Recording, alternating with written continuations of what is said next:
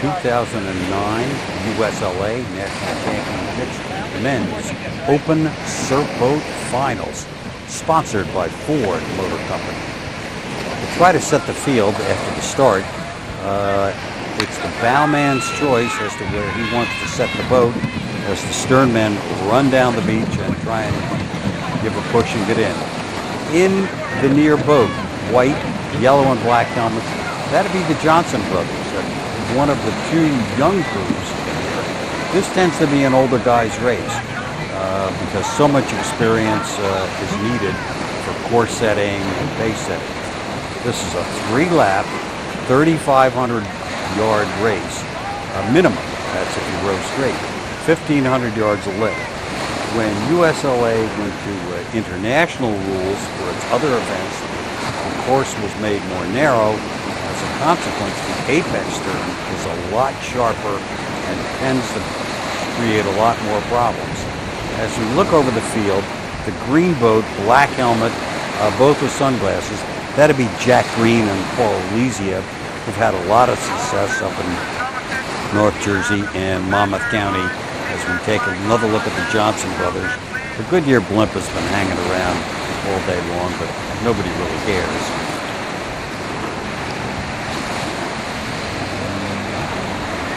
As they head back in on the end of the first lap, Mitch McCready and Andy Engel from Fort Lauderdale have gotten the lead and are making it hold up. Just beyond them are the Johnson brothers, rowing very, very nicely. The yellow and with the black bottom boat are the other young crew, Bob Cornell and Chris Kuiper. Did anybody notice the water bottle that spectacular piece of scenery on the beach was carrying? Probably not. Looks like Andy and Mitch rowing very, very nicely. Got a little runner and are making it hold up. Transitions are all critical as one guy has to run out the beach. Mitch is spinning the boat. Second in, look like the George brothers, Dan and Bill. They're former national champions. Running up the beach is, I don't know, that's John Van Dynewick or Dave Cartledge from California. They always have good transitions because they do a lot of races. Their boat is the white one with number 7. In the foreground, Green and Elysia. Coming back on the end of the second leg, Mitch and Andy are making their lead hold up. They haven't gotten tangled, haven't messed up their transitions, and they're rowing really hard.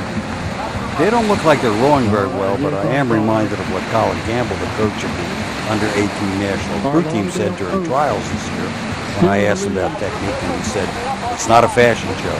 It's about who pulls the hardest and makes the boat go fastest. At this point, immediately behind him, Green and Elysia rowing very nicely and easily. The George brothers, the defending national champions. Once again, 2, 3, 4 open boat lengths. That's a big lead for these guys, and they're pulling hard and trying to get everything out of it. A little runner. No significant waves today, so you're not going to get a lot of help. You just have to stay out of trouble as Andy goes to make the transition. Here comes Green and Elysia. Looking around, going to make a spin, and Mitch has already got that boat ready to go. Here come the George brothers as they're both in. You'll notice a lot of guys sport that wedgie look like the Australians. You might also notice that none of the women embarrass themselves by doing that. Here comes Matt Johnson, the stern man for those boys.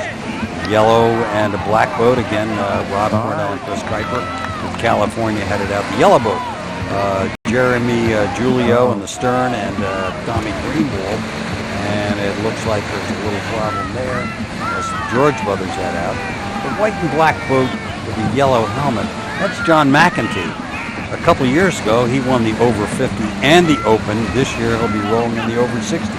He's still competitive. As we look at Green and Elysia headed out, closely followed by the George brothers. McCready and Engel still have the lead. Let's see if they have the endurance to hold it. looking strong so far, but you got Immediately in the foreground are the boats Griffith hot brothers. pursuit. Dave is the manager of Sea Colony in Delaware, and Steve works in Florida year-round as a lifeguard. Small And it's surf tough this for them to time, get maybe, practice time to row together. Little love tap here. It usually shows. The Blue Boat. That's Matt Nunley, coach of LaSalle University swim team. His partner, Steve Grober, a dentist who finds time to lifeguard on weekends. And they're always competitive. Coming to the end of the third lap. Mitch and Andy have a commanding lead. John Van Dynwick and Dave Cartless from California have moved into second, going very, very nicely. Good course, good stroke. I don't know that they have enough room Eddie, do you left know who's in the to 7 catch boat? up.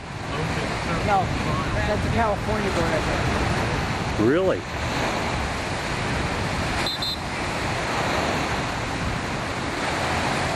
You can see Nunley and Grover in that blue boat. Green and Elysia with the very, very dark green boat with lots of designs on the front of it. Behind them, the George brothers in green and the number 7 white boat. That's California, Van Dynwick, and Cartless. And it looks like we're going to have another new set of national champions in the men's open surfboat final. Unless they screw up, and with no waves to speak of, give anybody else a shot at overtaking them.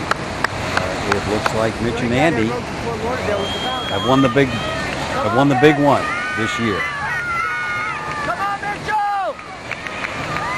Let's go, Mitchell! Dave and John are rowing very, very nicely, but 2-3 waves back, and that is just too much to make up. As Andy runs up the beach. No, Mitch runs up the beach.